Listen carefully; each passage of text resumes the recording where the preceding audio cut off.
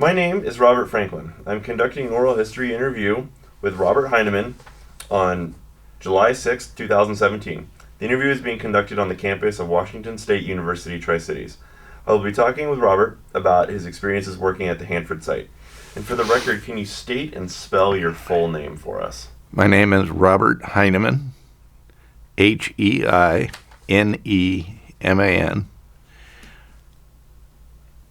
And Robert spelled just like Robert? Robert, just like R-O-B-E-R-T. yours, yep. Okay. Yep. But you prefer to be called Bob? Yeah, sure. Okay, so we'll use Bob for the rest of the interview. Okay. Then, if that's okay with you. Okay. So Bob, tell me how and why you came to the area.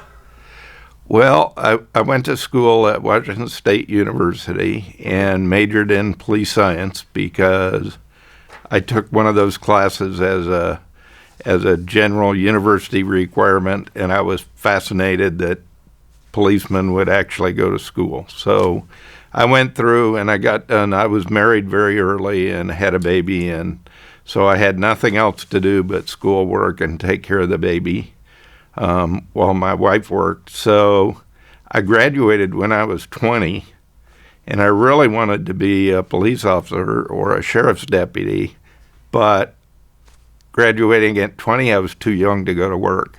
Oh. So I stayed in school and got my master's degree and then graduated And what did you get your master's degree in? in police science and administration. Oh. And then I came back to the Tri-Cities because I had nothing left except the end of my thesis. And I could do that here at WSU Tri-Cities. And my mother got me an office looking out over the river where I could work on my thesis. So that's how I got back to Richland. And that's when it was the Joint Center for Graduate Education, right? Yes. They would Joint- call it the GE College of Nuclear Knowledge. Yep, exactly. And But you had so to back up though, you had a pre-existing connection to the Tri-Cities before you came back after going to WSU. I did. We moved here. My father moved here to work at the site when I was about 3 or 4 years old. And do you remember what year that was? That would have been 1954, 1955. Okay. And so we lived in a government house on the west side of Richland over on Cedar Street, and then moved over when they sold the houses. We moved over to a house actually on the river, which was great for a little kid when I was in 3rd grade. And my mother was going back to school to get her master's degree in librarianship. Oh. And she was working at the library in the 300 area at Hanford. And my father had come here to apply his physics degree from the University of Michigan. And most of the plutonium production work was pretty well staffed at that time because it was after the war was over. Sure. And so he decided he wanted to go into breeder reactor research. And so he was instrumental in designing some of the cores for the early breeder reactors and was the project manager for the plutonium recycle test reactor, the PRTR, and was always very proud of having participated in the design of the core and then managed the design and construction of the overall reactor and early operations. And then when he was finished with that, he moved over to FFTF and worked there for years for GE, and then transferred over to Battelle when Battelle took over that part of the work. Oh, wow. And so he spent the rest of his career either in breeder reactor research or safety analysis for the breeder reactor research. So I have a whole generation before me that was Hanford before me. And it was really just kind of happenstance that I came back because I wasn't old enough to go to work as a police officer. Mm-hmm. And so while I was finishing up my master's degree and applying to various places, a job came open on Hanford Patrol, and I was living with my father-in-law, and he handed me the advertisement and said, "Gee, maybe it's time you got your own house and moved, go to work, son." So I did that. Wow. So, just to back up a little bit, so you're, and thank you for talking about your father. That's a really interesting career trajectory of kind of breeder reactor research. Your mother, though, she also worked on site, correct? She did. She worked in the 300 area library, which was the technical library for the whole Hanford site. Mm-hmm. And then after she went back to school, she came back to the library, and the decision was made by, at that time, I think it was the AEC and Washington State University, actually, in cooperation with the University of Washington, and I think maybe Oregon State. Yep. Yep, that's all correct. To develop a joint center for graduate study. And one of the things they wanted to do was to build a big new library, and they would take the reading room from the Hanford site, the public reading room, and take over that function for the Department of Energy, then AEC. And so they asked her if she would be willing to be the interface on the design and construction of the library that turned out to be the library here at WSU Tri-Cities. Oh, okay.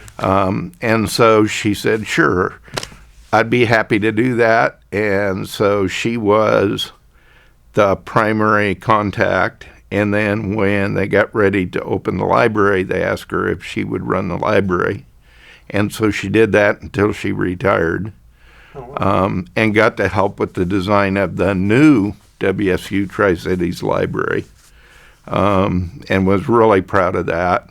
She worked for Brian Villette at the time, and she put everything she always wanted in a library into the design, and they gave everything that she wanted to her. So she worked there until she retired, and so that was good. Our offices were in that library for kind of the first year and a half we were here, and I've always really enjoyed spending time in there. So that's really interesting to know. Well, she really loved helping the students. I mean, when you would sit down and talk to her about her day, all she would talk about was who came in to see her, what they needed for research, how she could help them. She really enjoyed that. That's great. Yeah, it was cool.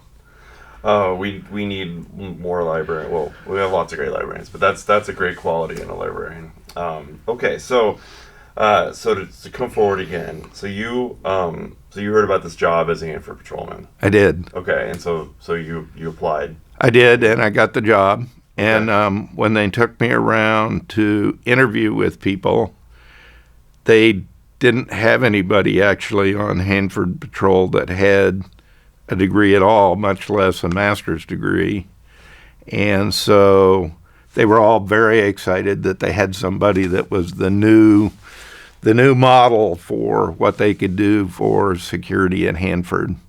And so that was pretty invigorating for me. And then did you feel a lot of pressure though? Because I imagine you'd be going in. There were a lot of guys who had a lot of years of experience, and kind of you're this young guy with a master's degree in police science. Did you feel any pressure or anything? I was out of place? I was actually a little bit, but more. I was just fascinated by the whole thing, because most of the people that worked at Hanford, and almost all of the people in security or patrol, had started during the war. Oh, wow. And so they were 50 to 65 years old, and there weren't any young people anywhere. Huh. In all the interviews I went to, they were all 60 plus and had all this experience, and they were so expert at what they did. That part was sort of awe-inspiring, but I didn't really feel uncomfortable. I was just sort of awestruck by the whole situation and the people. and they offered me a job, and I went to work. So that was pretty cool. That is cool. I bet you heard lots of great patrol stories. Oh yeah, from the war. More than I could ever tell. Yeah, yeah, yeah. I think the folks that worked here during the war and in the post-war years up to when I went to work in the early 70s had been through an awful lot of things, and the folks in security were people were a little nervous about them, but at the same time they were pretty much revered because of the effort to keep everything secret during the production years. And there were a lot of people that had security clearances at a pretty high level. But the security people, of course, most of them had access to almost all of the information associated with production of plutonium. And so I think people were a little bit standoffish from the security and the patrol folks, but at the same time, there was a lot of respect for what they did, and it was a much different world than it is today in that way. So you start out as a patrolman? I did. And so how did that was it like what you would expected going through school and learning all going all the way through your master's in police science? Or not a bit. Not a bit. Not a bit. I wonder if you could describe that discrepancy there. So I had always wanted to be a police officer, and honestly, I really wanted to be a King County Sheriff's deputy. And in that role, then your primary role is law enforcement. And so most of the education that I had dealt with the basics of law enforcement, investigative techniques, crime scene investigation, and all those kinds of things. And we didn't do hardly any of that here. Our primary job here, we had some law enforcement functions because we were deputized Benton County sheriffs, and I believe they still are. But if we had what I would call pure law enforcement functions to be taken care of, we would call Benton County, and they would send deputies out to perform those functions. We did investigate thefts. We investigated areas where there might have been violations of the law regarding classified information and the control of it.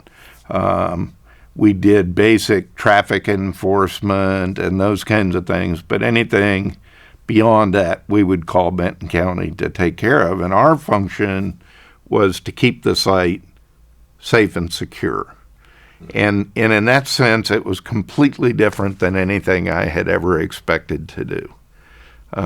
When I came to work, there were only 2 other young people on Hanford Patrol, and there were only about 100 Hanford patrolmen anyway. And the other 2 young people had come in 6 months before me. Everybody else had been hired during the war or shortly after. During the layoffs in the late 60s, they got laid off, many of them. And then when they needed to staff up again, they rehired those same people. Mm-hmm. So everybody was 58 to 65 when I came to work. And boy, they had a lot of, as you said, a lot of stories, and they had a lot to teach me. But it was mostly about what's going on the site, what are we trying to do, what are we trying to protect, and how do we do that? And then if things went wrong, our job was to go get involved and resolve that. Interesting. So how long did you stay as a patrolman? 3 months. 3 months. Yep. In 3 months, I went through basic training all by myself because, as I said, there weren't any other new people. Yep. And so I had 3 instructors, and I spent about 6 weeks going through basic training. All our classroom instruction, Firearms instruction, all of that was 3-on-1. It was a marvelous opportunity for me. And then I graduated from their basic training after 6 or 8 weeks, and then got assigned to go work with patrol crews in all the different areas at Hanford, so that I could get an understanding of what was going on. First in the 100 areas where the reactors were and where they were producing plutonium and how all that happened. And then in the 200 areas where they separated the fuel into plutonium and uranium and waste. And then finally, when I was ready to work all by myself, then they put me in the 300 area, and I split my time between 300 area and FFTF, which was under construction at the time. And so we had this big construction site security challenge that we had to fulfill. And so then after 3 months, they called me up and said, the context is that in 1972, the year before I went to work, there was a very significant terrorist attack at the Munich Olympics. Yes. Yes. And by 73 or early 74, they had realized that those same terrorists might be interested in diverting plutonium. And it created a huge concern for the government. And so they began to expand their security capabilities. And one of the things that the company I worked for, Atlantic Richfield Hanford Company, needed to do was to add a couple of professional security people. In those days, they called us security agents, and they had just lost somebody, and so they needed a new security representative that would be responsible for education and enforcement of all the rules related to classified information and plutonium production control. And they asked me if I wanted to go do that. And so I said yes. And then shortly after I got hired as a security agent, the other person that was working as a security representative retired. My boss was about 64 and sort of struggling with cost, budget, some of the more basic business aspects of doing work here. And so a year and a half after that, they decided that they needed a new security manager. And so then all of a sudden, out of the blue, I was the security manager for Atlantic Richfield. and it just sort of, it was like January of 75, I guess. And I was just barely out of school. I thought, I don't know if I can do this. And I went out and I interviewed with the guy that I would work for, and I said, I don't know if I'm ready for this or not. And he said, oh, you can do that. So. Wow. That is quite a... Bing, bang, bang. Yeah. That's a really interesting tie into...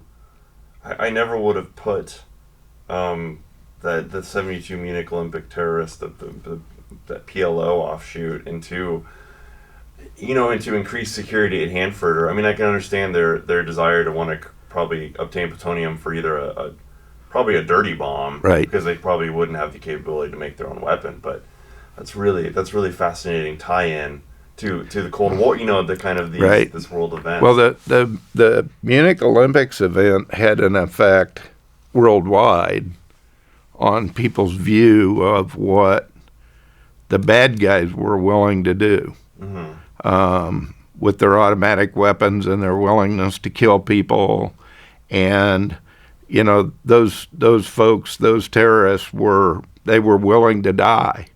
And that was foreign to the country at that time. we weren't used to people being willing to die for their cause. Yeah. And it had a profound effect on the nuclear industry and especially the plutonium and uranium production capabilities in the United States. And it lasted for, as we talk a little more, you'll see that it lasted for another 20 years and drove the expenditure of billions of dollars in security upgrades across the AEC, then ERDA, and then DOE production complex. And I was lucky enough to come in at the head end of that, so I was right in the middle of the whole thing, and it was really fascinating. Wow. So how long did you stay as security, well, I don't want to ask how long. So what was your primary job as security manager? Because obviously you took the job, you got the job, right? Was promoted to security manager at Atlantic Richfield, Hanford. So my primary goal, I would say, was to work with the production managers and the research managers and the folks that were involved in the 200 areas where we were taking the spent fuel from the production reactors and converting it into plutonium and uranium. My primary objective in those days was to try to help them understand the risk of what at the time seemed to be a pretty outlandish threat,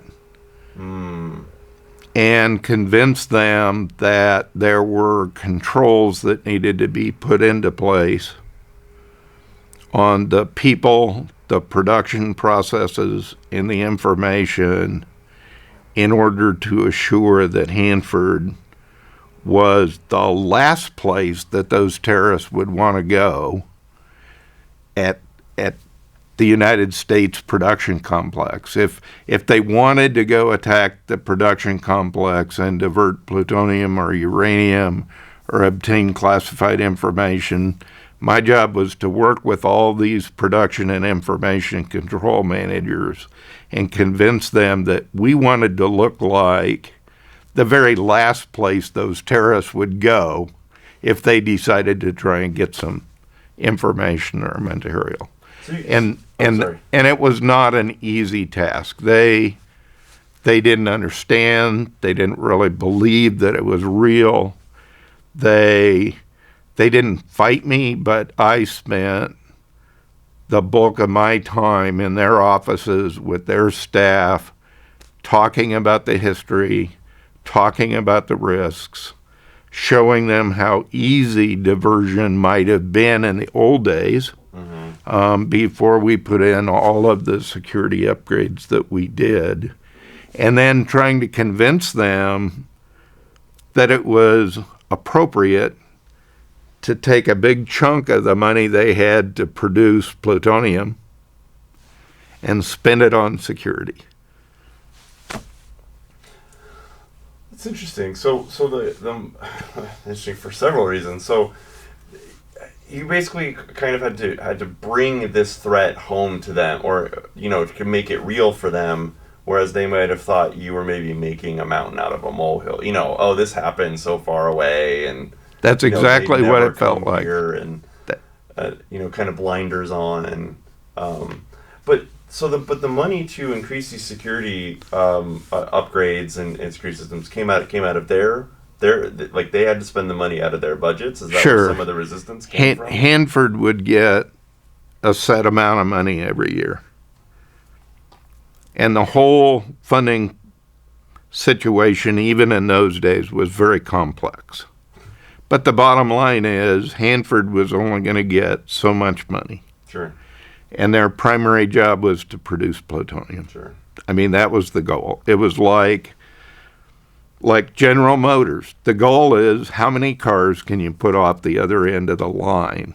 Right. And anything you do other than building cars takes away from how many cars you can produce. Sure.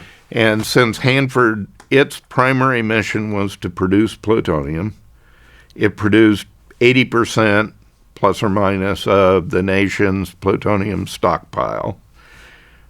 Anything that they couldn't spend on plutonium production seemed like a diversion from their primary mission. Mm-hmm. And it really was so new, actually, to the whole world that people were willing to die for their cause. It was very difficult, very difficult. But I was a young guy. I had a lot of energy, a lot of emotion. I was awed by these folks and very respectful. And I think that helped me a lot over the security folks that worked for some of the other contractors that were older. And so I just put in as much time as I had to work with them and help them understand and help me understand what the challenges were going to be from their side if we started putting additional controls in place. How was that going to affect their ability to produce plutonium and spend as much money as they could on that primary mission? So really, it does seem so simple that this would be a concern to us today, but really this was kind of you were working in the kind of formation of this idea of how international terrorism could, the idea that terrorists in one place could affect people internationally, and that they would use a global supply chain in order to cause havoc or to get material to attack civilians indiscriminately.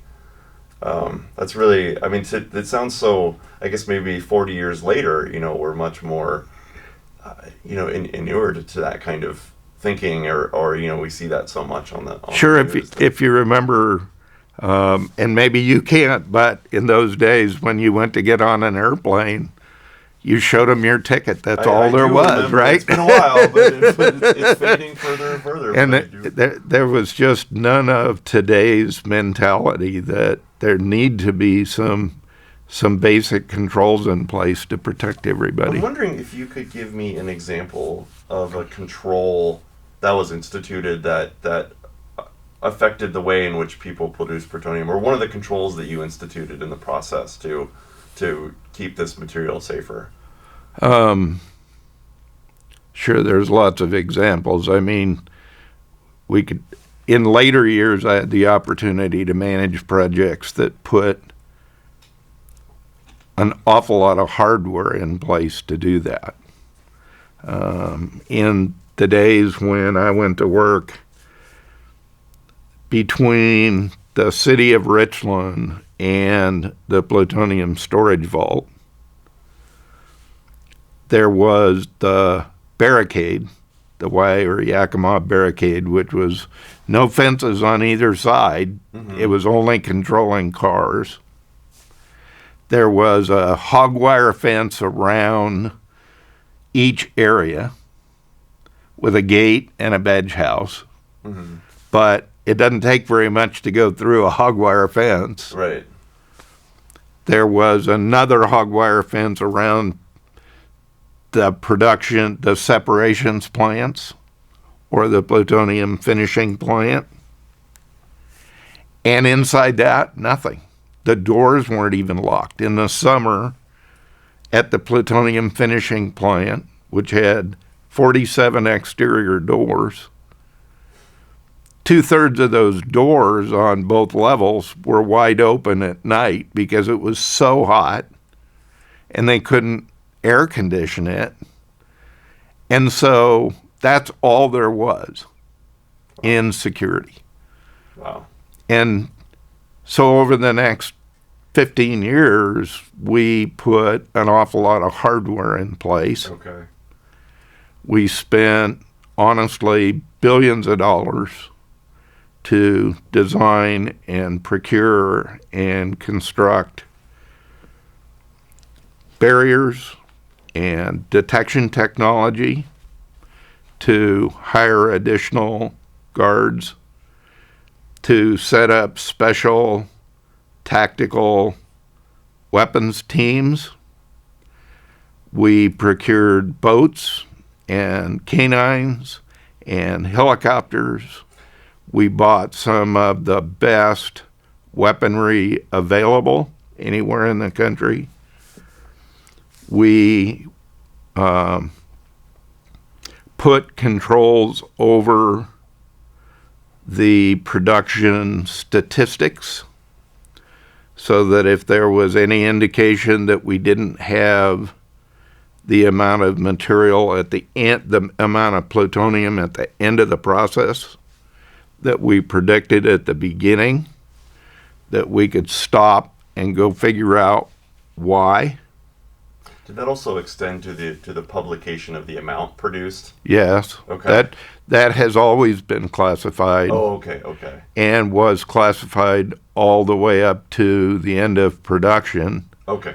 There is a lot of production data on open source data out on the internet, but even today, my ability to talk about how much we produced or how much we could produce from a given amount of fuel is limited by the regulations on classified information. I cannot share that, but there is a lot of information in the open literature out there now about that.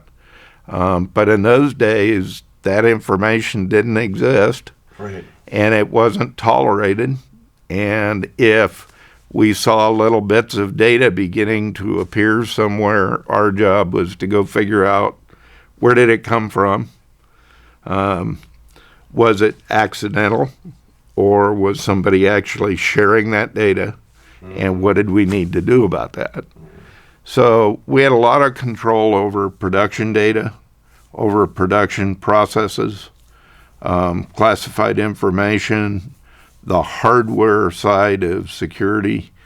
I think at one point when I was Safeguards and Security Director, we had something over 450 Hanford patrolmen. And that compares with about 80 to 100 when I went to work. Oh.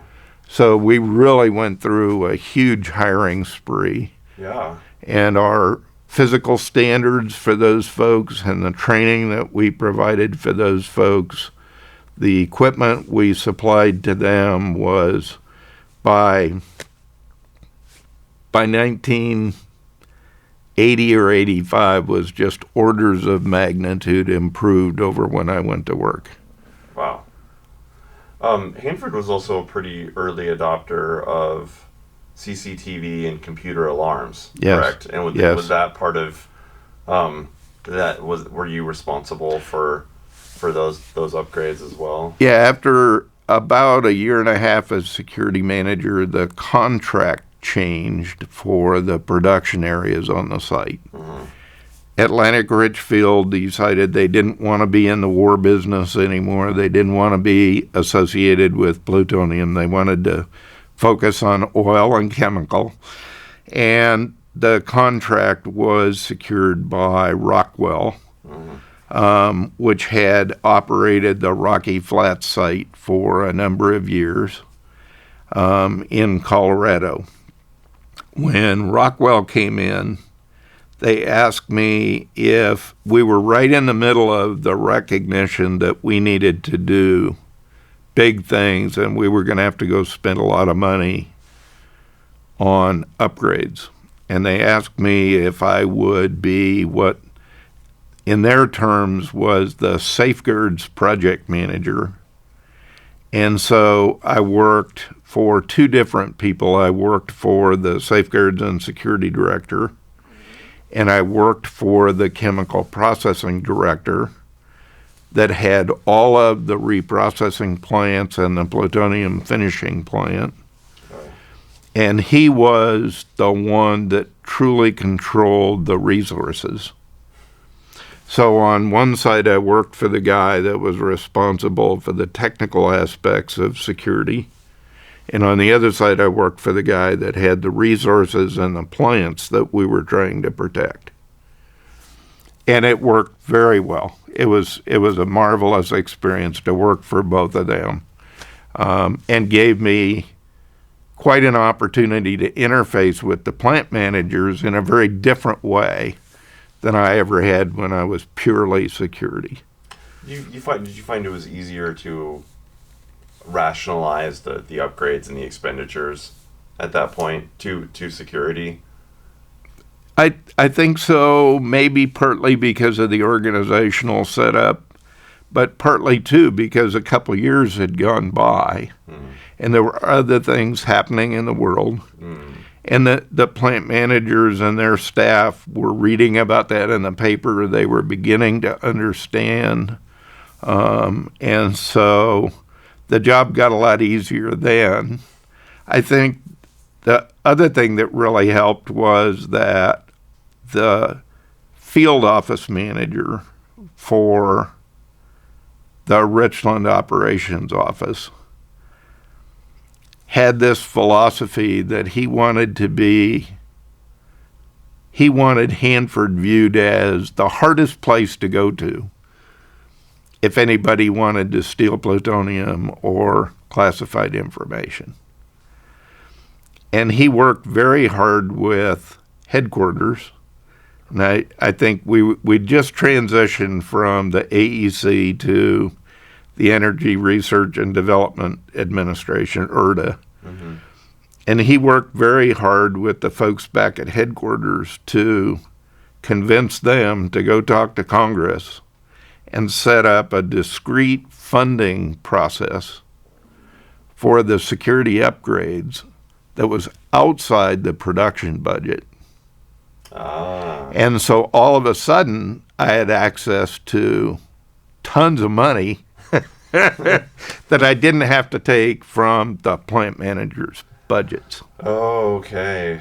Yeah. And it over the 7 year, actually 8 or 9 years that I did the project manager job and the safeguards and security director's job, we probably spent somewhere between $1 and $2 billion,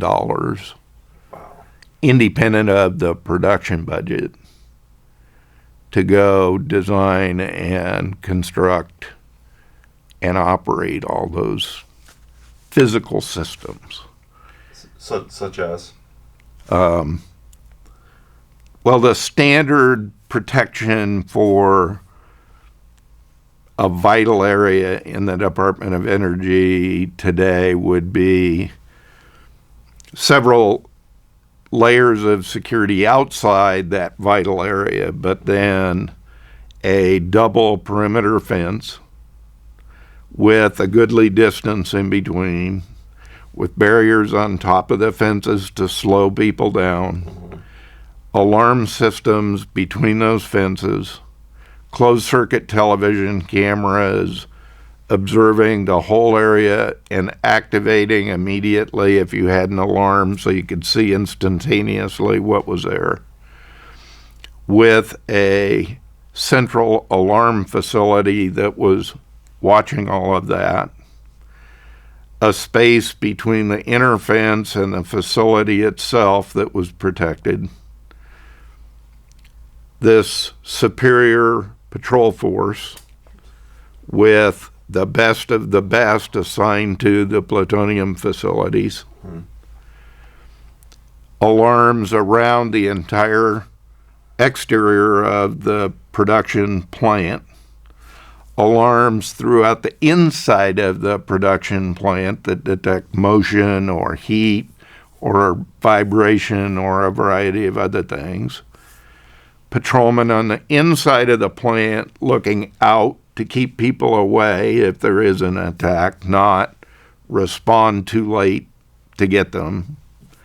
And then a similar set to everything I just described around the perimeter of the actual production area and the actual storage area. Wow. So you had 8 to 10 different layers of barriers, alarms, surveillance capability, and response capability before anybody could ever even get to the door into wherever the plutonium was. And that's a lot of money. It's a lot of money, and quite a bit of the funding that we had went into hiring, training, equipping, and retraining our patrol force so that we had the best of the best available to respond if we did have a problem, because it does you no good at all to know the bad guys are there if you can't resolve that situation in your favor. Yeah. Did police did the training of Hanford Patrol change, or how did it change from when you had signed on in '73 to what you're describing now when Rockwell took over? But you mentioned you went through like a 3-month class. Did that expand? Was there? Yeah, it was. All this would need new training as well. It was 6 to 8 weeks, and the bulk of that was classroom training and just classified information and that kind of thing, and some of the basic production processes, and probably 50% of it was firearms and other similar training. And by the time I left that part of the business in '87,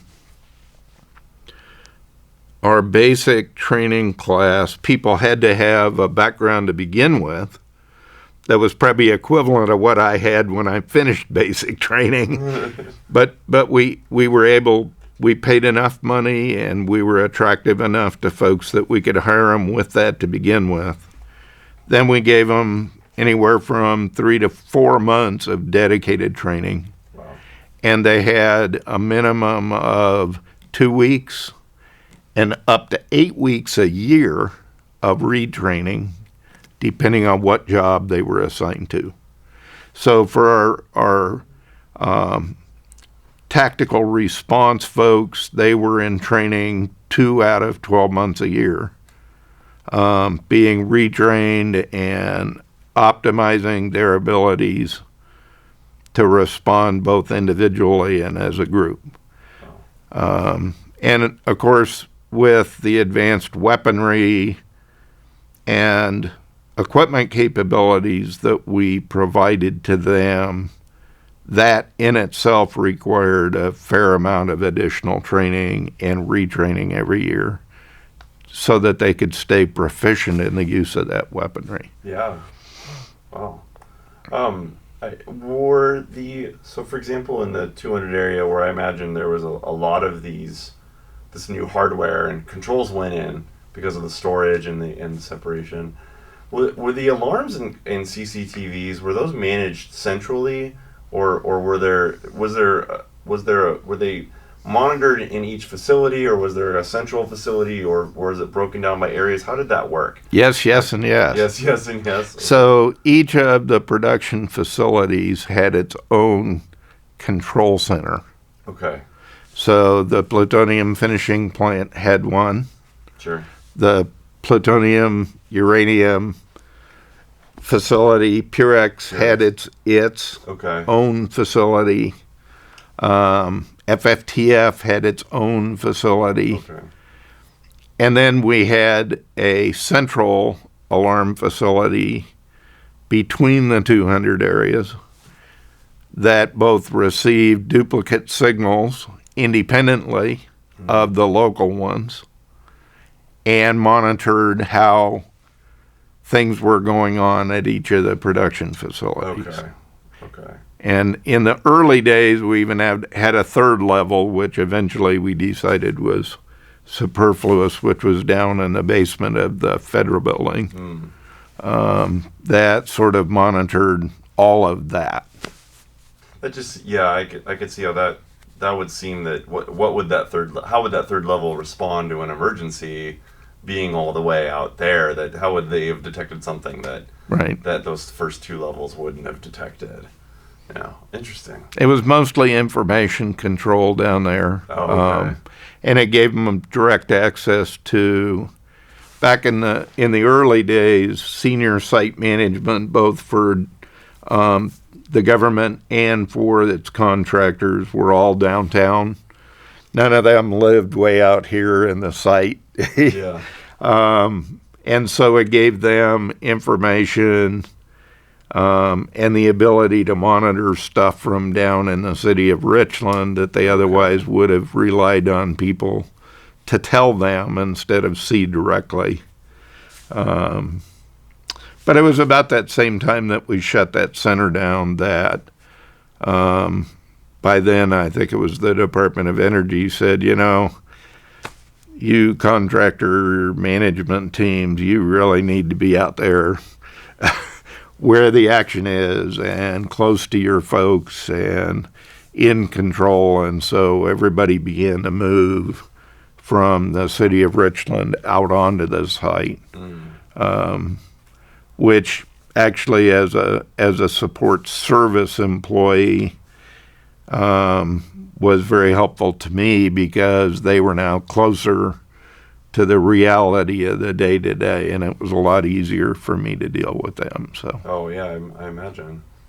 Well, great. It's so interesting.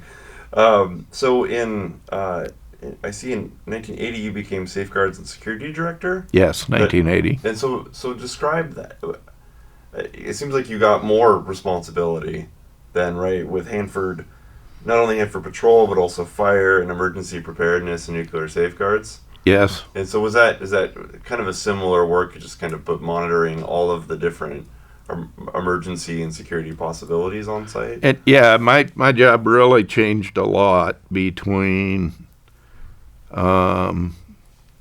being in charge of security or the projects to do the upgrades when I went to Safeguards and Security Director. Because we had Hanford Patrol, Hanford Fire, we had site-wide emergency preparedness, Safeguards, which was the accounting for the plutonium and other nuclear materials, and then the professional security folks that I'd been years before. Wow. And so I had a chief of Hanford Patrol that ran Hanford Patrol. I had the chief of the fire department who ran the fire department. That wasn't my job anymore. And so probably the closest thing to what I'd done before that I was still in charge of was emergency preparedness, because it was fairly small and the senior managers on the site really looked to me individually when something went wrong to take charge and organize and run things for them. I mean, they had the final decisions on a lot of stuff.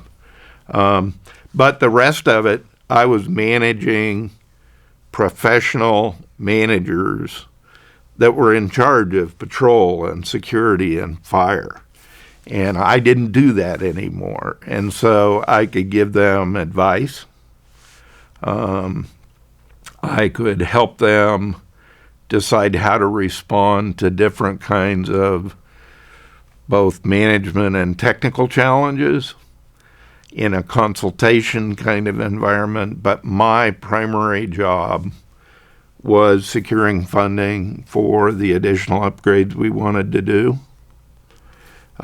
which we were by then doing both for not just security, but the Hanford Fire Department. All the old Hanford fire equipment from World War II was falling apart, breaking down. We'd take 3 brush trucks to a brush fire out in the desert, and one of them would make it. So Really, you guys are still using World War II era? Oh, yeah, absolutely. In 80? Absolutely. In fact, there is a road that goes up Rattlesnake Mountain to get to the top. Mm-hmm. And if we had fires on Rattlesnake Mountain or anywhere north of there, sort of like the Silver Dollar fire or the big fires before that, most of the fire vehicles couldn't go up that road. It was too steep. And they wouldn't make it. Either they couldn't make it at all because they weren't powerful enough, or they'd break down on the way. Wow. So we put a fairly substantial amount of money into upgrading all of the fire equipment on the site too. And up until that point, we were buying excess equipment. When something would break down and we'd need a new brush truck or a new fire engine or a new ambulance, we would go out on the government's excess list and get stuff that had already been used, mostly used up someplace else. And we decided we couldn't keep doing that. So we worked with the government and we worked with our companies to secure funding to go through and upgrade all of that equipment. And we began upgrading training and all the other stuff to go with it. Wow. So at that point, my job was almost entirely securing funding, being the liaison between the security and fire functions, security and emergency services functions, and the production management, interfacing with the Department of Energy on where we wanted to go years from then. Mm-hmm. It was a very different job than I'd ever had before, and very enriching. I mean, it really was. It was something I was very proud to be able to do, and something that I think between myself and the management team I had that we did very well. Wow. And you were also still in charge of nuclear production safeguards and securing that production information, right? And, yes. And making sure that every bit of plutonium was accounted for from what had been, what would be possible to generate. Right. In fact, for a number of years, we hadn't really had much production going on. After the Cold War was over, most of those production processes were either phased out or phased way down. And then under Ronald Reagan, there was a decision that we needed to increase our nuclear capabilities. Mm-hmm. And we moved forward with, again, we spent a ton of money upgrading both our production capabilities and our security capabilities for restarting the Purex plant. Mm-hmm. To process K-basin, K-reactor fuel that was in storage in the basins and separate out the plutonium and uranium, restart the plutonium finishing plant to purify the plutonium, and restart what was called the UO3 plant to process the uranium from the fuel. And before that, these had all been in shutdown mode? Pretty much standby, yeah. So not taking a lot of security resources then. I mean, still a basic level, right? But not in active use. So much easier to monitor when they're in shutdown. Actually, it's in some ways it's easier. In some ways it's harder. Okay. Because you don't have active operations going on, but you still have the presence of the materials, both in the process and in storage. The decision to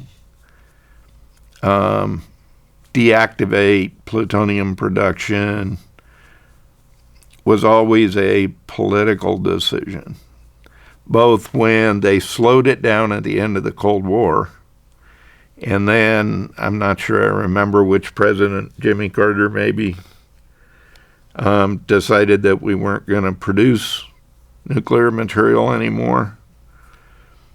And it was always a political decision that had to be executed in days or weeks, leaving a huge amount of material still inside the chemical processes at the various plants, because it takes a long time to process a batch from one end to the other, and they never gave us enough time to do that clean out. Right, they just wanted you to turn off the lights, just lock stop the door, send everybody home. Just stop. Which is where we get the K-basin spent fuel. The K-basin fuel, all the material that was held up and in storage at the Purex plant. the plutonium finishing plant had, there are some articles, I don't remember the numbers now, but there were some articles that we published publicly on how much and how many different varieties of plutonium types of products were at PFP, the plutonium finishing plant. At the time, we couldn't process anymore. Wow. A wide variety of different kinds of materials, each one with its own unique safety and security challenges. A lot of it. And so in some ways it was actually harder from a security standpoint to control things during the shutdown days or suspended operation days than it was during the production days. Interesting.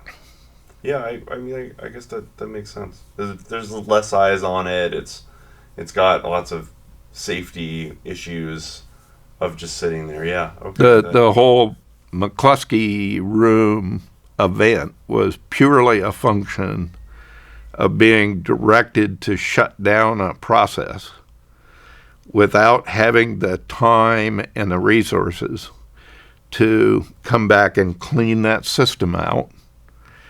I don't remember, frankly, what the instigator was for that particular shutdown in the Americium recovery facility, but it was down for a long time and ultimately resulted in a chemical reaction and an explosion. And there are examples like that, not as public and not as dynamic maybe across all of Hanford. In the reactor areas, in the separation areas, in the finishing areas, in the lab areas, in 300 area. Just tons of examples there. Wow. So how? So when production is restarted, then and they kind of bring back up Purex and PFP in UO3. Did your job change significantly, or did it kind of feel like the Cold War days again? Yeah, it felt like going back to the 70s and very early 80s, mostly in the 70s. There was a high degree of esprit de corps across the whole site. People were focused on a common mission. Everybody was rowing the same direction.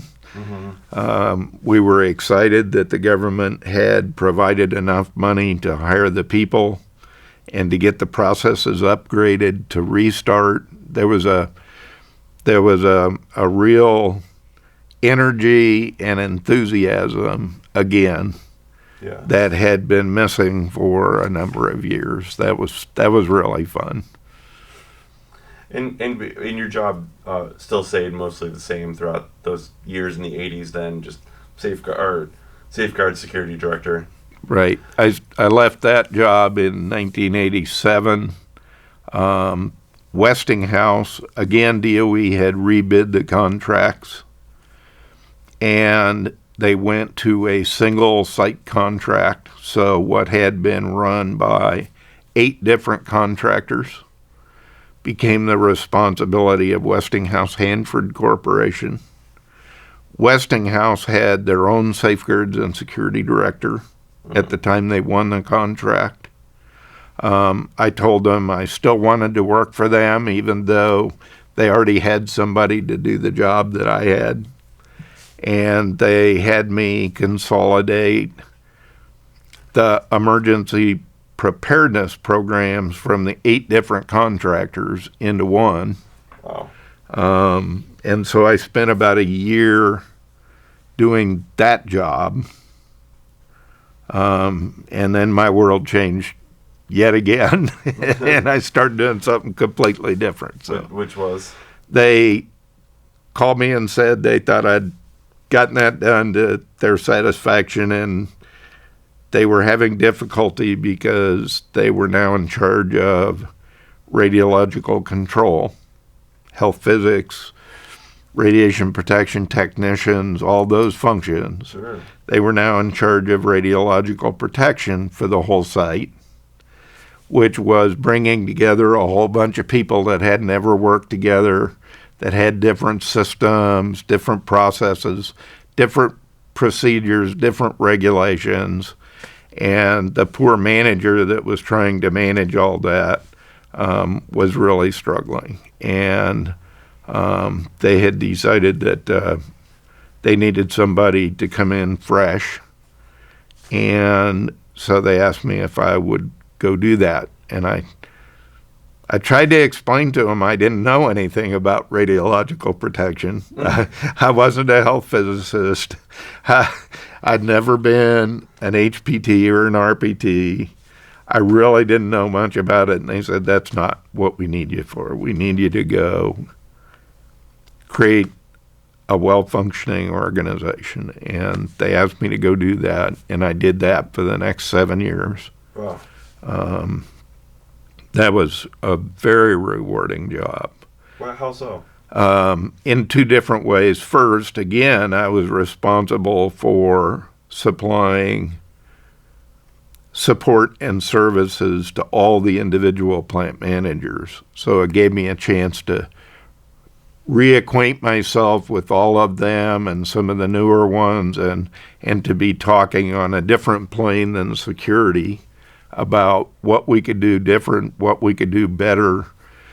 Where were they frustrated with the support they were getting? Where was I or my folks frustrated with the way they were doing business that might have involved risks, radiological risks we didn't need to take? So there was a whole new relationship between myself and all the plant managers across the site. And the other one was that the business agent for the HPTs, health physics technicians, sometimes called radiation protection technicians, was a young, very forward-looking person. And he and I really teamed up and resolved an enormous number of management labor problems between radiation protection management and the bargaining unit, RPTs, HPTs. And he and I were so in sync with each other over what was best for everybody that there almost was just not a problem that came up that we couldn't resolve working back together with the people in conflict. Do you remember his name? John Jeske. And John is still employed at the site. In fact, when the site, we sent John over to Idaho late in my radiological protection career. We sent him over to the Idaho site to find out what was going on in this new program, safety, I can't remember what we called them, but let's call them safety stewards, where a union representative would be appointed from every facility that sole job was to be the safety representative for all the folks that worked there.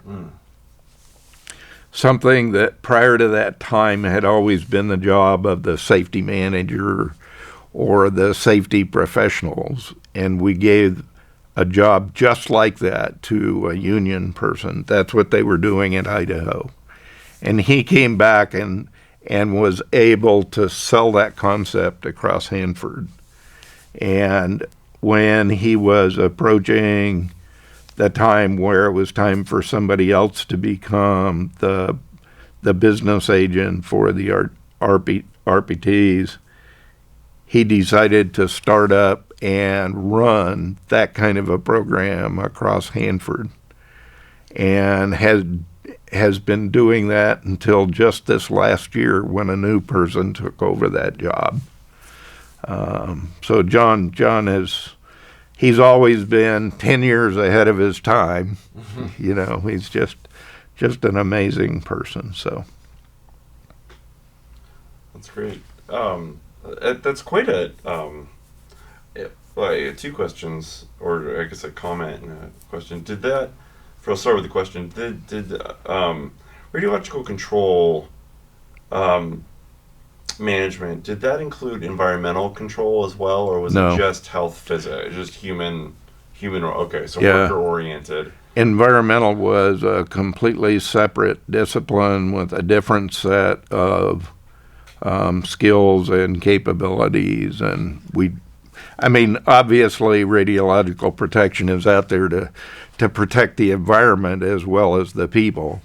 But it was strictly from a radiological contamination perspective. Did you find quick acceptance from the RPTs and health physicists that you were asked to manage, or was it kind of did you have to kind of grow? Because you're obviously coming at this from not from their profession. So, would you find a pretty quick acceptance to your management, or did you have to kind of grow into that role and kind of earn their It trust? took a fair amount of growing. I would say probably a good 2 years of the 7.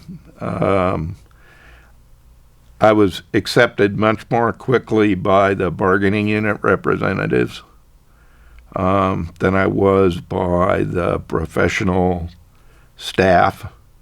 The professional staff didn't understand why they would have a boss that didn't have a background or know anything about their business. They didn't understand that I would let them do that job and make those decisions. And it took quite a while for them to begin to trust in that. The bargaining unit folks were pretty, as I said, they were in a lot of conflict and having a lot of trouble as the previous manager was trying to merge all these different cultures and procedures. These are the 8 different contractor units. Right. Of those, about? probably 4 had radiological protection folks. Sure. And so the rank and file employees, both bargaining unit and non-bargaining professionals, were at the non-management level they were not very happy with their management. And my job in the safeguards and security business from almost the get-go had been to create people that had capabilities they never had before and to equip them with materials and logistical capabilities that they'd never had before. So it was a builder's job. It wasn't a manager's job, it was a builder's job. And so when I went to radiological control, I kind of had that same attitude that the most important people in the organization were the ones that had the instruments in their hand, just like the ones with the guns in their hands or the fire hose in their hands. It wasn't the managers. It was the people that were going to protect things. And they really resonated to that. So it was pretty easy for me to connect with the HPTs and the non-management professional people. The management team took a little while. It's interesting. Yeah. What that kind of makes sense. So during this time while you were doing this, or a little before, you were also responsible for shutting down the B Canyon and upgrades for the waste encapsulation of cesium and strontium. That came after. Right. That was the next. That came after. Okay. The next big change in my career. Okay, well then let's go there. So, one of the 5 reprocessing plants at Hanford, which separated the fuel into its constituent parts, was B plant. Very similar to Purex, but built in the early 50s instead of later like Purex was, so it wasn't as technically capable. and really never got used for separating fuel. What was it used for? B plant was built. There's a long story associated with how the reprocessing plants advanced from T plant, which was the original one, to Radox, which was a dramatic new technology over in West area, and then from Radox to Purex. And B plant was kind of built right in the middle of there, and it was almost unnecessary from the beginning because Radox and then especially Purex was able to process the fuel from all of the production reactors all by itself. Even though the original design was we needed 6 reprocessing plants. By the time it was built, the technology had advanced and it did the job all by itself. But it was also producing a different finished product. Or no, sorry, that wouldn't go to the PFP. Sorry, never mind. No, everything from all 5 or 6 of those reprocessing plants was supposed to go to PFP. PFP, okay. And then PFP converted this less enriched plutonium solution over to the final product, either plutonium powder or plutonium metal, okay. that we then sent to the weapons facilities. Right. But Purex as a extraction process was able to handle the different fuels coming out of all of the different reactors. All of the reactors. Okay. And so it basically just made all the other 4 obsolete and prevented the construction of the other one that was going to go up in East area. So B plant got the job because it was there, it was online, it was proven using cold chemicals. It was ready to go, but we didn't need it. Mm-hmm. And so the government realized that we had a huge amount of uranium in the tanks. Yep. That went with the tank waste when you extracted the plutonium from the fuel. And the idea was that we could take uranium and pull it out. And so they gave that mission to the 3rd reprocessing plant over in West area, which was U plant. Okay. And the key question for B plant then became, how can you contribute? And about that time, the temperature of the liquids in a number of the waste tanks was becoming hot. The tanks were actually boiling. And there were huge safety concerns developing about how are we going to control this wild combination of chemicals and liquid in these tanks. So they redesigned the process inside a B plant. Didn't involve a lot of physical changes, but the chemical processes to take waste that was sluiced with high-pressure water jets out of the higher heat tanks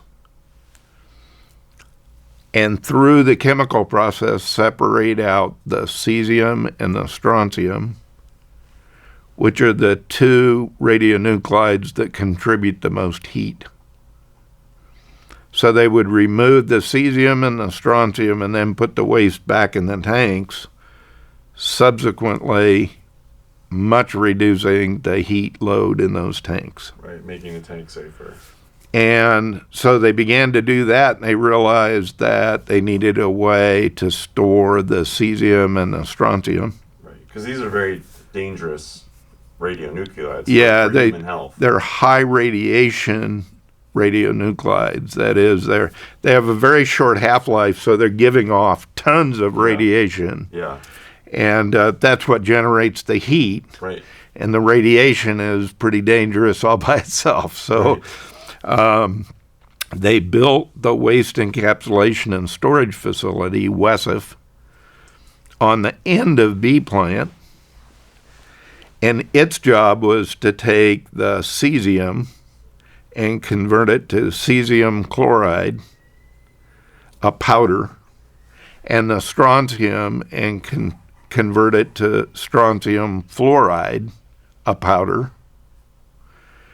Load those powders into double thick stainless steel capsules, about 30 inches long and about this big around. And you had one welded shut inside of another welded shut. And then store those capsules 20 feet, under 20 feet of water, which both kept them cool so that the capsules didn't melt and protected the people in the facility from the radiation. Yeah, I've heard about this facility before. It's a fascinating facility, Yeah. and it's still operating and still has all 1,930 capsules in the pool cells. Wow. And it's a beautiful facility when you turn the lights off, because you got a beautiful blue shrink of radiation glow. It's gorgeous, but the sooner they can find a way to dry store those capsules, the better, because they're, in my mind, once I went over and understood them better, I really believed they were one of the highest risks anywhere at Hanford. More so than the tanks, or equal? Yes. No. In terms of human health as opposed to the environment, way, way worse. Mm-hmm. Way, way worse. We used to joke that if you had a capsule sitting in an empty field and it hadn't melted yet from the heat inside, you couldn't get within 100 yards of it no matter how fast you ran, because you would die before you got there of radiation poisoning. These capsules, and you can find, I think, some of the data on the net on the radiation levels. Honestly, by now I've forgotten the numbers, but they're easily the most radioactive things anywhere at the Hanford site. They contain a third of the in these 1,930 capsules. They have a third of the radioactivity of the whole Hanford site. Oh. In one little set of pool cells. They're just amazing things. And now they have a project going. They've pretty well completed the design. The heat transfer is the problem. How do you put them inside a dry capsule or a dry cask, right, and not have them melt inside? Because someday you might have to open that cask, right? Sure. So they've pretty well completed their calculations, and they have a project to move those things from the pool cells, where if they ever got uncovered, you'd have a disaster, to dry storage where they could live for a long time without hurting anybody. Wow. So anyway, I was doing this radiological control job, and things were sort of starting to run pretty flat. Everything was going good, and B plant had been, once they terminated the cesium and strontium recovery process, it had been sitting there in a standby condition for, oh my goodness, 20 plus years. And for the staff, just to keep it safe, to operate the utilities and the other stuff, to keep it from falling apart and harming the environment.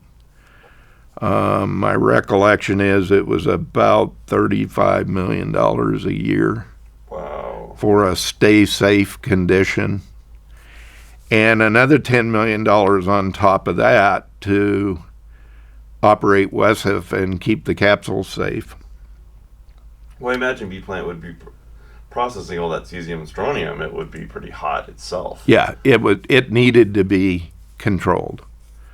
And so they were beginning, the cleanup mission was beginning in earnest then. And they realized that there was a lot of stuff they couldn't do because they were having to put $35 million a year into the Bee Canyon. Right. And it was giving them nothing except a safe condition. Right. And they decided if there was some way to clean it up, isolate it from the environment so that you wouldn't have any leaks or anything. Right. And basically take all the people out, they'd have $35 million they could go use to clean up other stuff. Right. And so they called me up and said, we don't really have any money.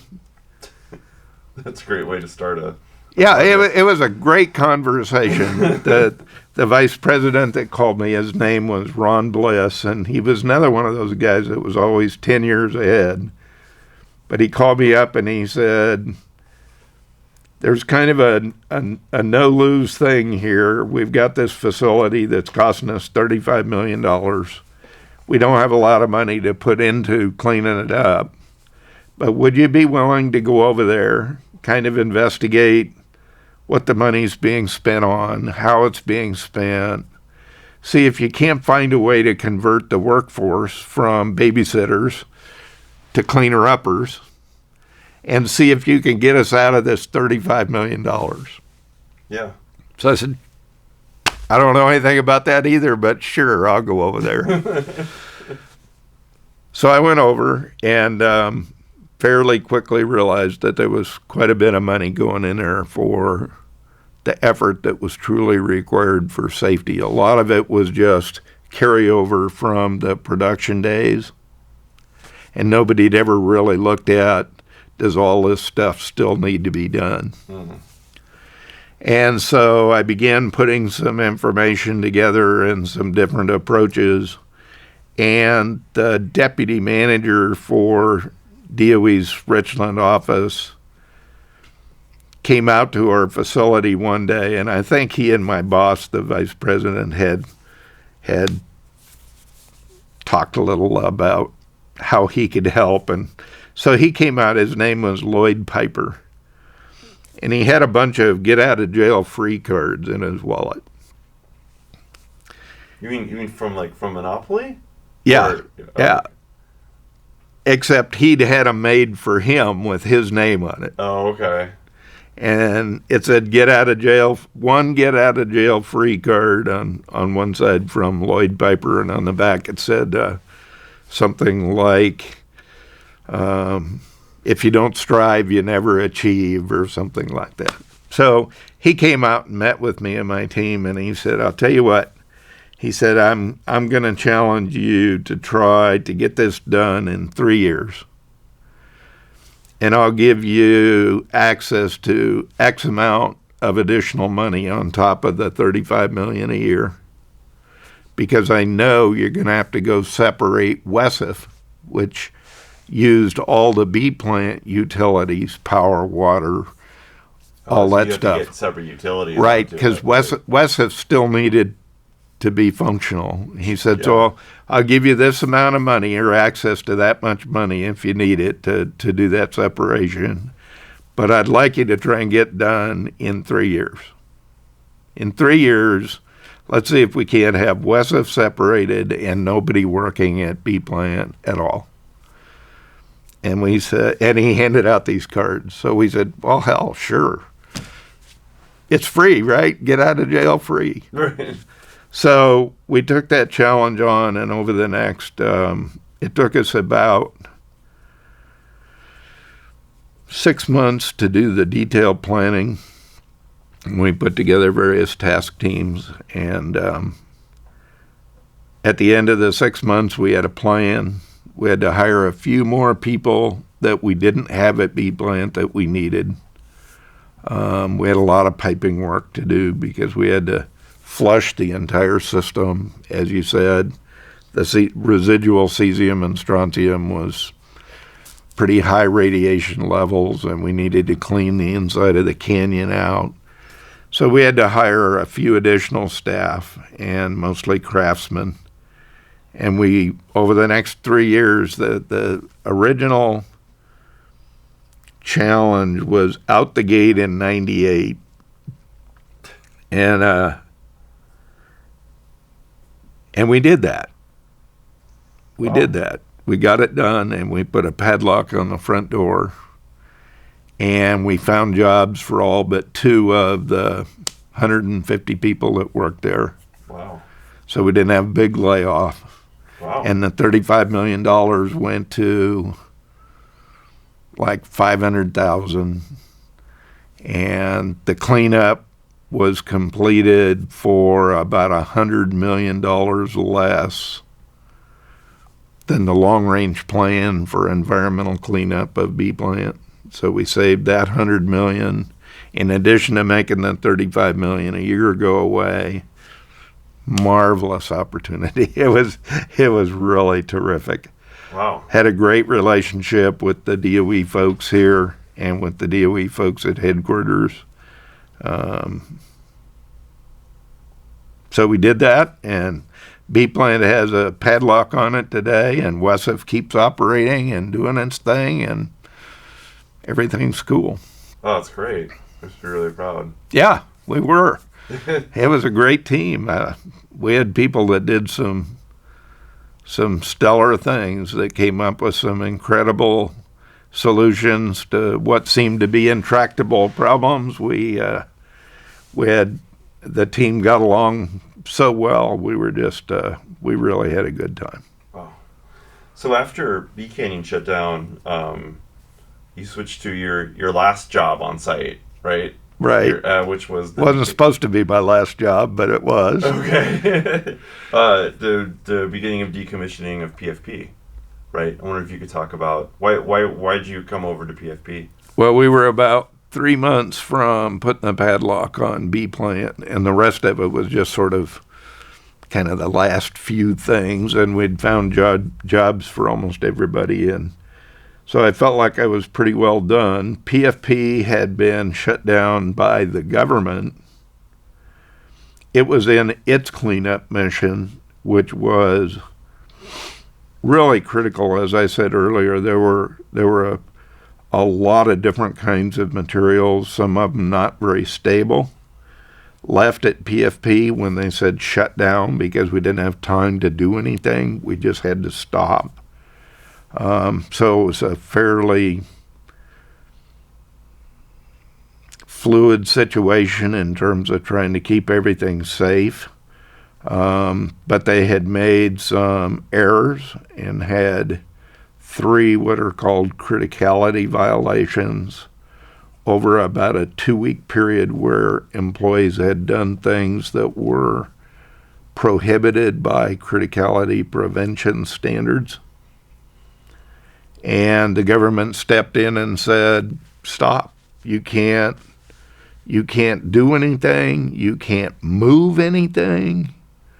They even had to get special permission from the government to move bags of used laundry. It was a terrible situation. And they had been in that mode for about 9 months and had tried twice to upgrade their operations, proved to DOE that they could do it better than they did it before DOE shut them down, and failed. Wow. And so I started thinking, well, what's my next challenge going to be? And I thought, well, I don't know what I'm going to do next. But I went to my boss, who was by then the president of Babcock and Wilcox, B&W Hanford Company, and suggested to him that since we didn't really know what I should do next, the guy that had finished up putting a padlock on Purex was available. So I suggested that he come over and do the final 3 months at B plant, and that I go over to PFP and help the plant director there with upgrading all the operations and procedures and things, and try and convince DOE to give us another chance to restart the cleanup operations. And so I went over there in June of 98 and thought I would be there 6 to 9 months until we could get it restarted. And by then I would find something else fun to do. And I retired from there in 2012. 14 years later. Never got out. That's right. That's right. So what happened? What turned what you thought would be a 6-9 month job into the rest of your career out there? What was it something about the job that made you want to stay, or was it the job was so big that you couldn't feel like you couldn't walk away from it? I think it was both.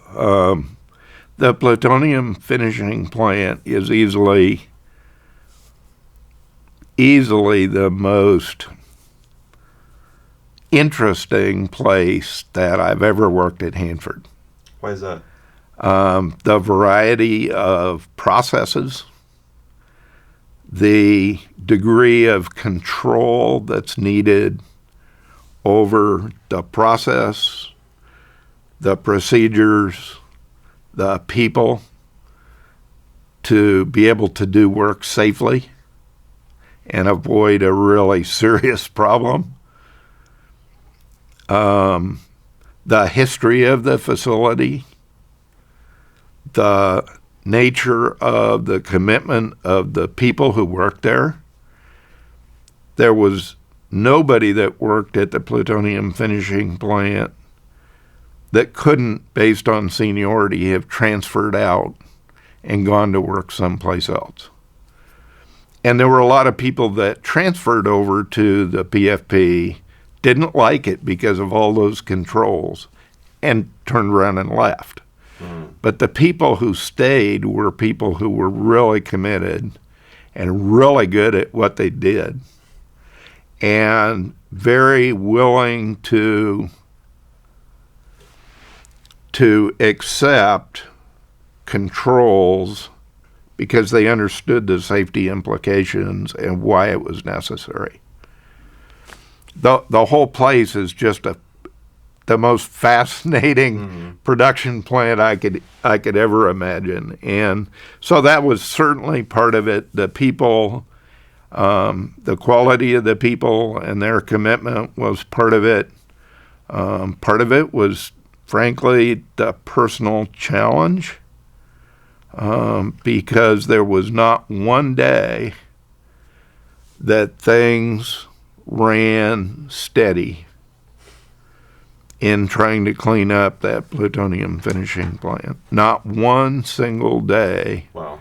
From the time I went to work until I went home at night went the way it was supposed to. Dynamic, exciting, energizing, making a contribution. I just never felt a desire to go do something else. And frankly, as I looked around at the cleanup activities in other areas, nothing compared in complexity and importance to PFP. What were some of the milestones that were accomplished while you were was your job managing the decontaminate, or what was your specific job at PFP? Until CH2M Hill took over the contract fairly recently at that time. I think I spent 3.5 years with CH2M Hill. Okay. But up until the time that they took over the contract, I was variously the deputy director for PFP or the senior project manager for cleanup. Okay. I had a variety of titles. Sure. Depending on the organizational structure, but I was typically the number 2 guy at PFP, and responsible for, I would call it, the strategy of how to go about cleaning it up as quickly as possible for the least amount of money in a safe way. And the director then was responsible for all the crews that made that happen once the plan was laid out. Mm. And so he managed all of the folks that worked in the plant. I managed the people that strategized and designed the cleanup processes.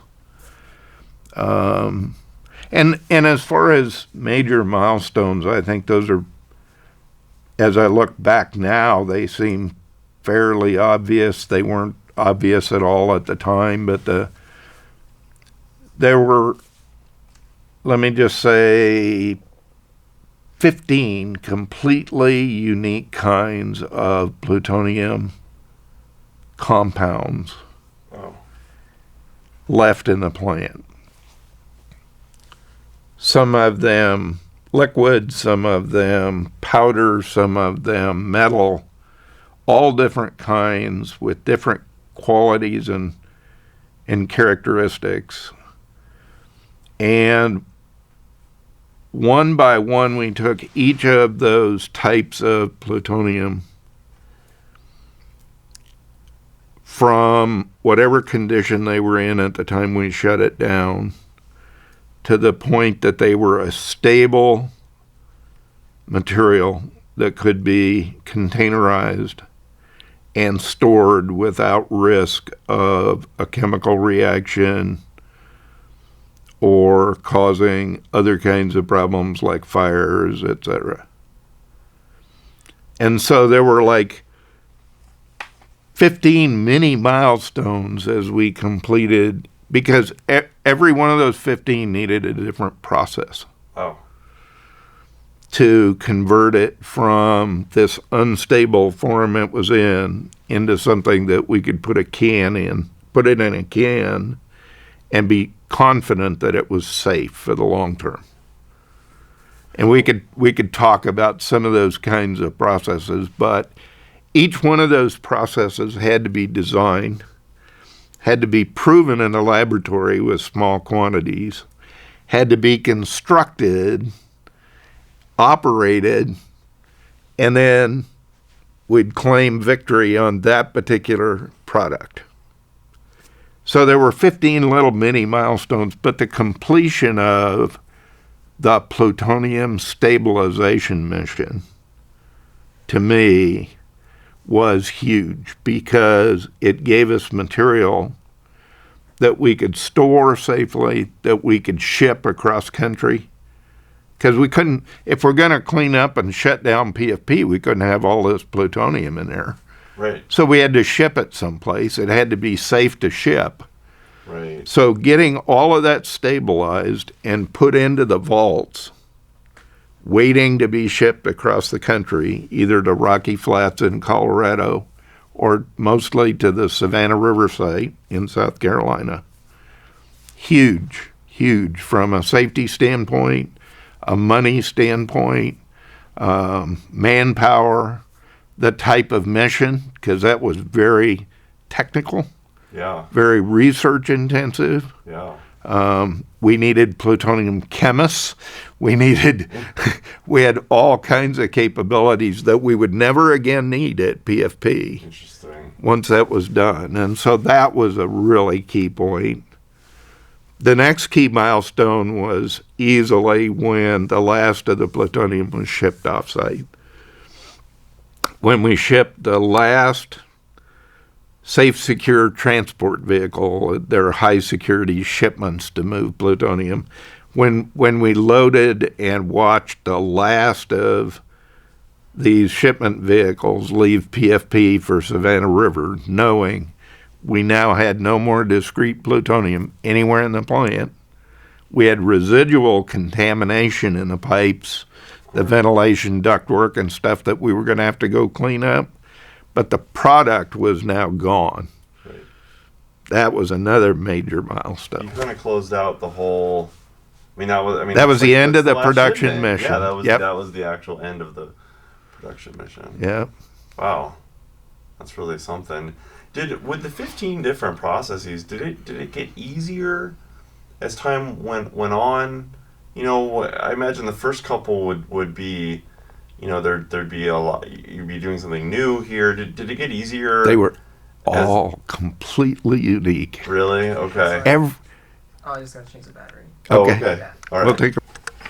So I'm ready to go whenever.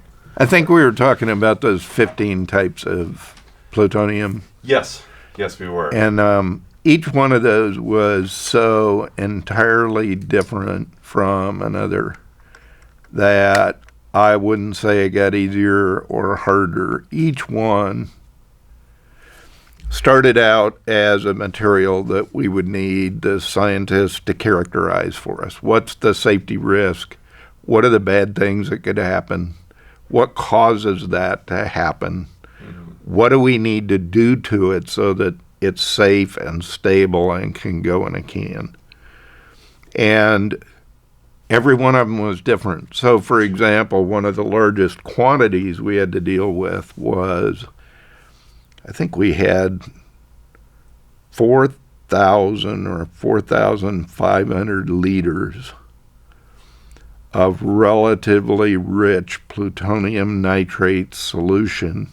Wow. Which was the product of the Purex plant.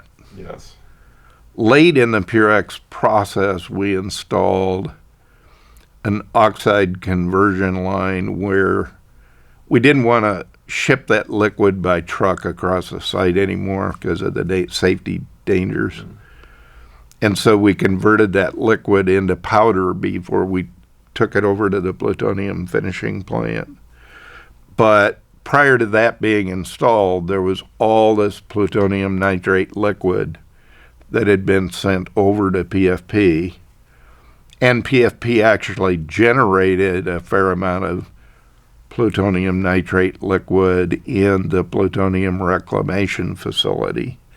When you had product that didn't meet specification, we had to burn it or dissolve it in the PRF and dissolve it in nitric acid. And then that would be the head end of the PFP processes to create metal or powder. So we had 4,000 or 4,500 liters of plutonium nitrate solution. Well, you can't ship it. It's not safe. The containers had to be vented because they create pressure. Mm-hmm. They generate hydrogen because of the acid inside. So you have hydrogen being generated inside these enclosed containers. Hydrogen's very explosive. Absolutely, and it's just a bad situation unless it's for a short term. So we had to design processes that would take that plutonium nitrate liquid and turn it into a stable powder, plutonium oxide.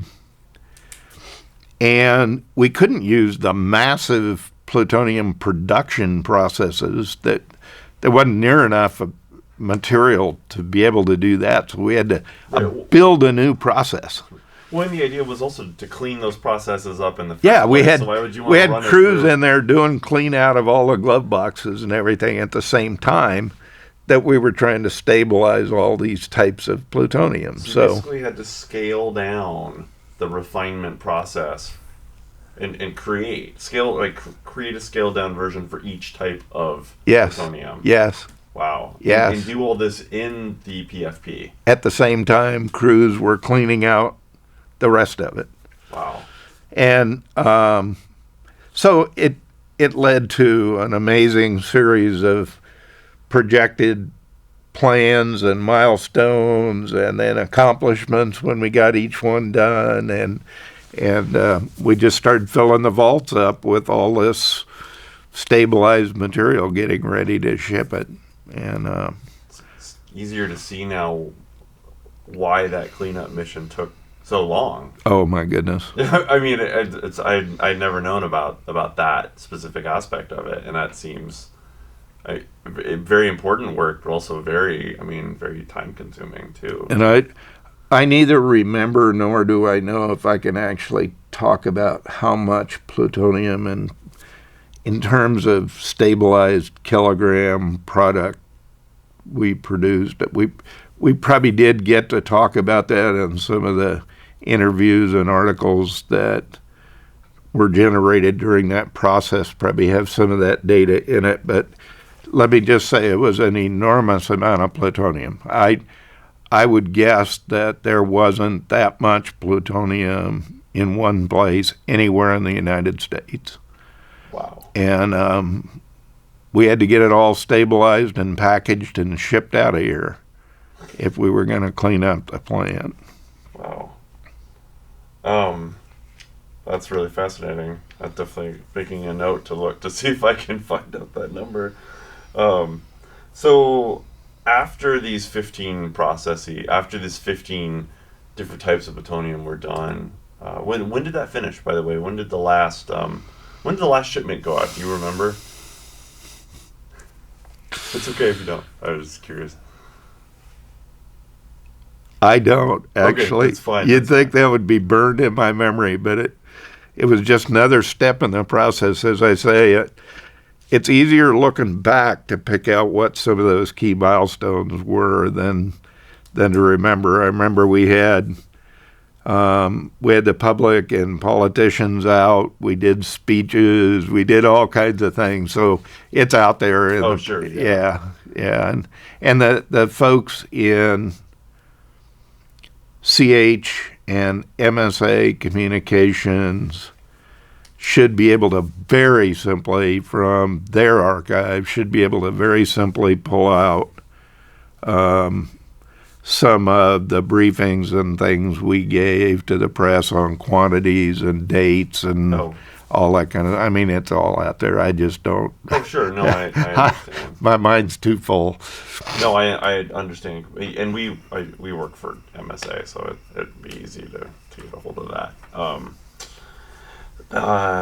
Okay. So, what else happened in that time you were out there? Since you work for MSA, one of the best sources for that kind of data that's still out at the plant is the business manager at PFP.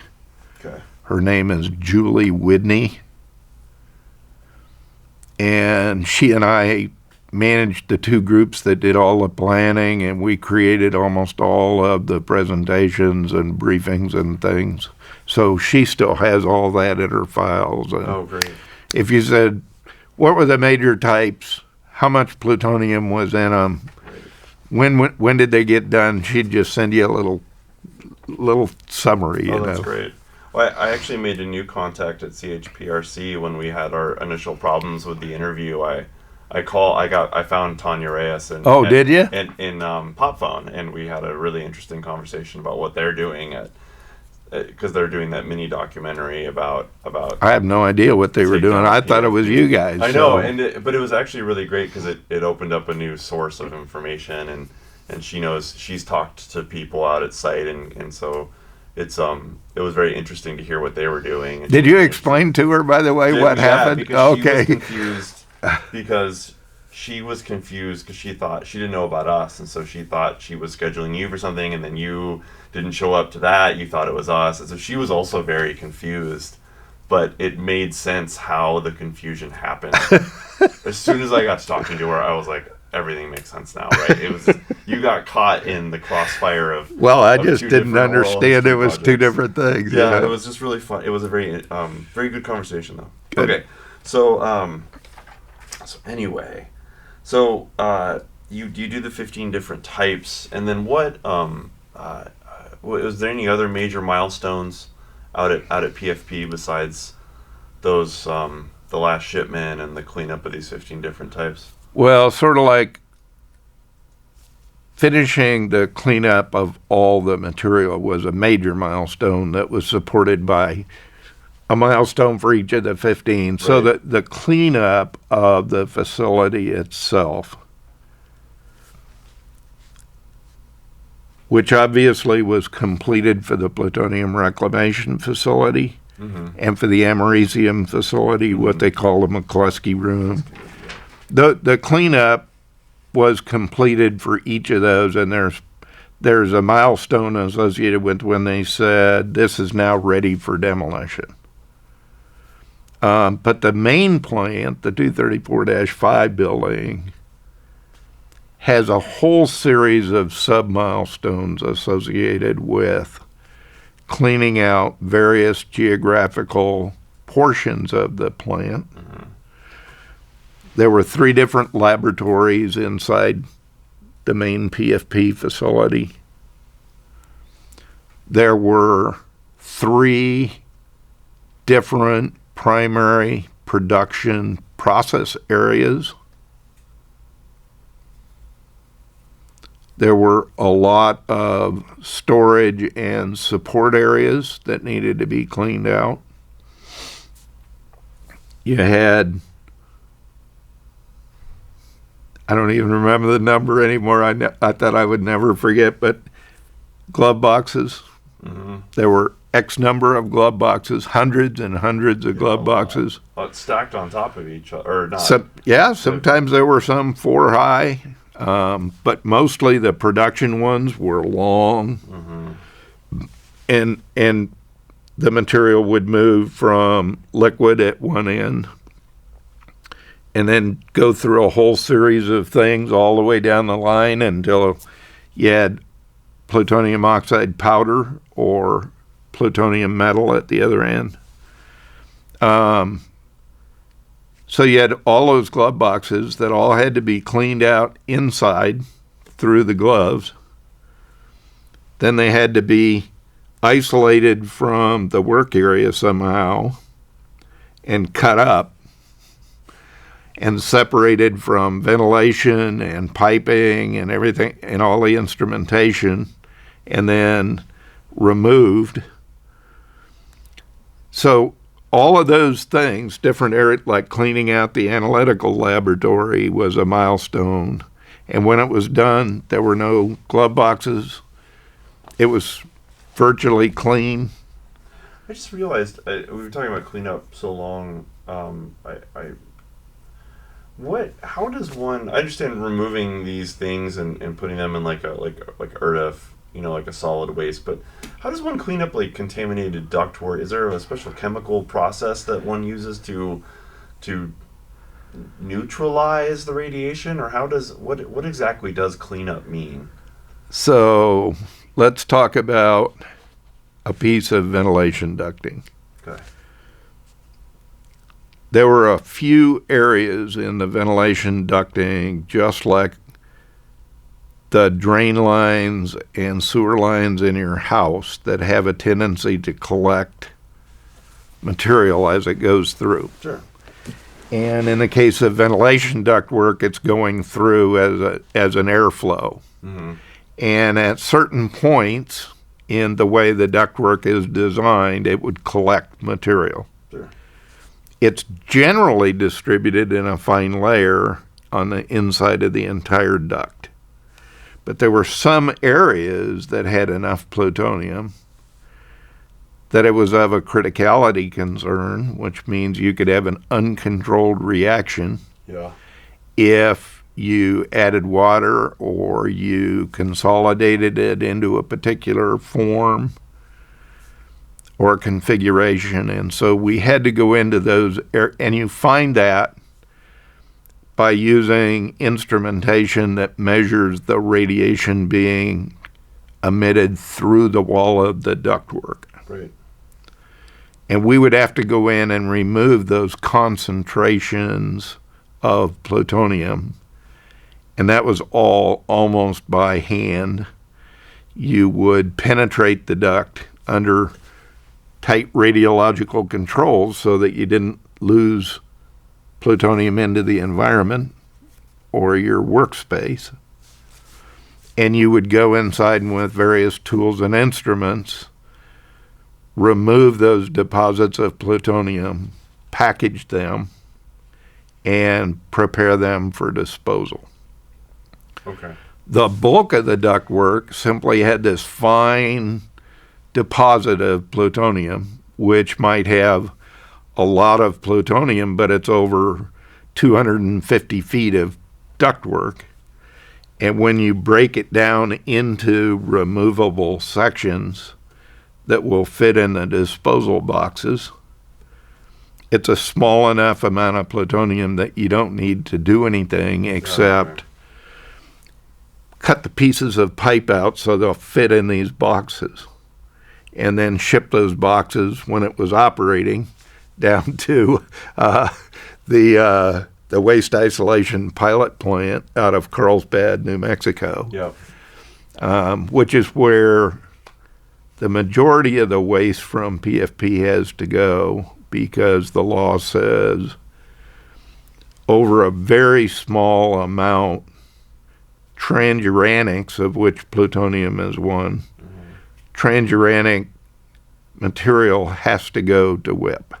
Right. It cannot go into ERDF or any of the on-site burial grounds. Right. So it has to be very dilute in order for us to send it over for on-site burial in the ERDF facility. Right. So all of that duct work would be measured, cleaned out if it was needed. Then they would separate it into sections using giant plastic sleeves and then cutting inside the sleeve. Oh, wow. And then tying off the ends and putting it in a box. Then you'd go back and do the next section. And this would be all, and the workers, of course, would be wearing like full radiological... Completely outfitted in protective clothing, often 2 layers, respirators, hoods, everything. Wow. That sounds really challenging to perform even basic labor in that kind of suit, in those suits and in that kind of environment. As I mentioned earlier, there's a reason I never left PFP, and it's because it's such fascinating work. And the people that do it, they're like nobody else at Hanford. They are so inventive and so capable of operating in such a highly controlled environment that I just have nothing but respect for those folks. They're just amazing people. And it is just a struggle every day to make progress when you have to do the work under those controls. But the downside is somebody has an accident and gets contaminated, or, God forbid, an uptake, inhaled or whatever.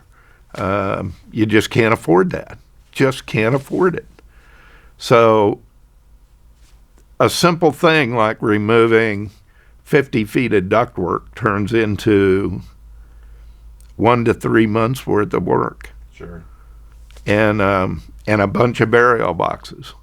And when you take that and you start thinking about what you have to do to clean out and cut up a glove box that might be 50 feet long and 8 feet high, or 15 feet high because it's a double layer box, when you start thinking about expanding the challenge to something like that, where you're actually cutting sections out of this box, always having to keep it contained, and using that machinery inside that plastic containment, it's just incredibly challenging. Because they're stainless steel, right? Yes. Yeah, we have one in our collection, which was never used, but it's about 8 feet tall. It weighs about 10,000 pounds. Had to come in with a really big forklift. I think that one originated at FMEF and went to PFP,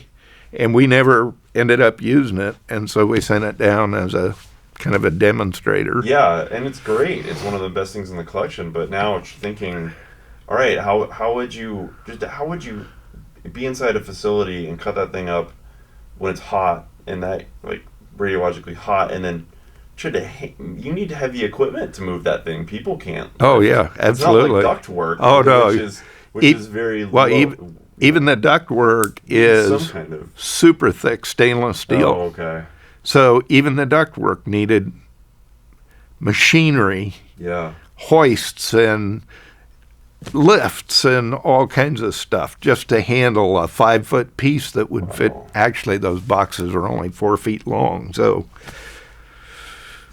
wow. Yeah, wow. That's amazing. That's such an intense job. I can see why you would stay so long. So you ended up retiring in 2012. September of 2012. So Yeah. and what was it? Just time? Was it just time to go, or It was. yeah, Yeah, I'd been at it long enough. 39 years, right? I was a month short, I guess, of 40. Wow. Yeah, I went in September, and I think October was my anniversary date. Yeah, that's what I have here. Wow, that's really that's quite a career out there. I loved every day of it. Yeah, I bet it sounds really fascinating. And who would ever have the opportunity to do such a wide variety of things as they let me do over that period of time? I mean, it's even today, it boggles my mind that they would give me that opportunity, Yeah. It was really fun. Yeah, you really moved around and did some really managed some really like amazing projects. So I just have one kind of final reflective closeout question, and that's what would you like future generations to know about working at Hanford and or living in Richland during the Cold War? During the Cold War? Yeah. Well, the Cold War was ending as I went to work, and it was that post-Cold War environment that I came into, which was a huge transition for all the people that were here. So the perspective I have on the Cold War and the attitudes and that sort of thing are what were held by the people that I was working with when I came to work. As I said, there were very few young people. It was mostly people that started work here during the war or afterwards, and even if they'd been recently hired, it was because they were rehired, not starting. And I guess I would say those folks were beyond proud of the contribution that they had made.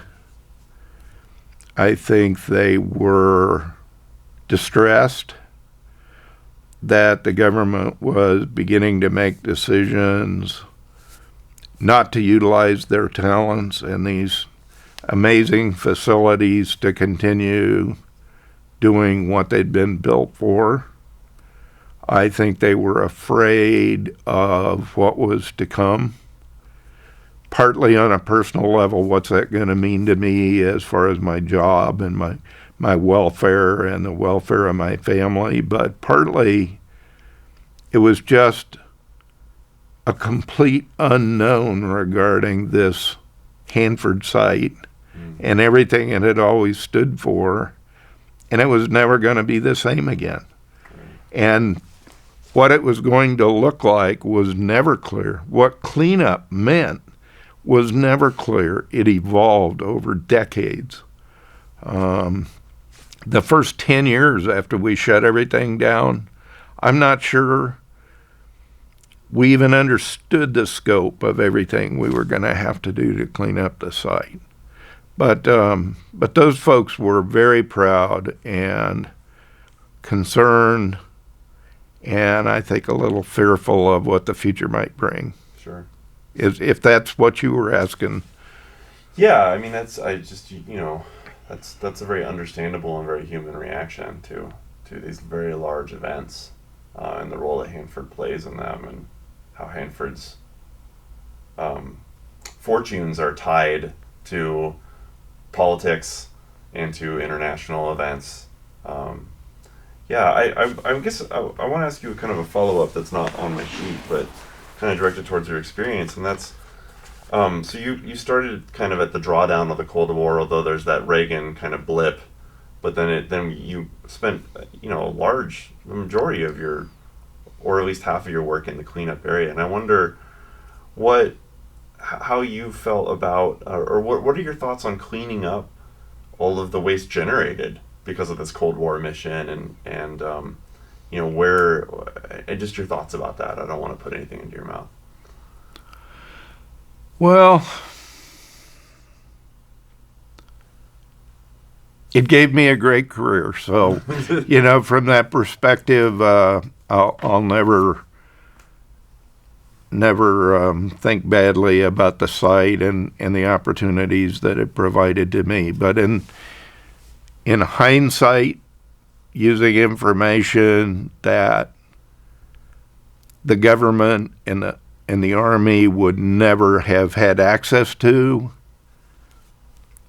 I think nobody would ever make the kind of investment in manufacturing if they understood even 10% of what the cost of cleanup would be. And it's not just monetary either. It's in terms of human beings and the environment. I think it's a real dilemma now. The advantage they had is they had no idea. Right. And if they did, cleanup defined in the context of 1950 or 1960 would be very different than cleanup in 2000 or 2020. Right. And in fact, cleanup as defined, cleanup of the Hanford site and the end of that cleanup is incredibly different, incredibly more complex, incredibly more costly than we ever envisioned in the first 20 years of the cleanup mission. We had no idea where society was going to go in its values, where science was going to go in its ability to detect and to predict, and all of that.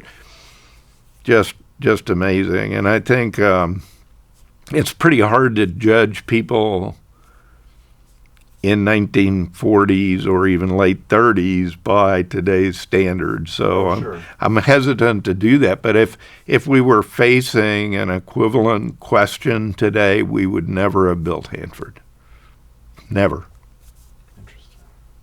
Maybe because we have a greater understanding now of the long-term costs and risks. Yes. With building that, with producing that kind of material.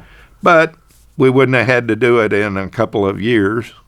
We wouldn't have had to do it with technology that was being upscaled from a lab to a 570 square mile production complex, So it couldn't ever happen again, but we would never do it again. I know that. Interesting. Well, Bob, thank you so much. That was a really thoughtful, what's the word I'm looking for? Reflection. And thank you so much for coming and interviewing with us. It's fun. Had a great time today. Fun to go back and think about it again and kind of put a little different perspective on how I think about things too. So I appreciate the opportunity. Oh, great. Well, thank you so much. I think this interview is going to be very interesting to a lot of folks. So I appreciate it. Cool. I hope it's helpful. All right. All right. Thank you.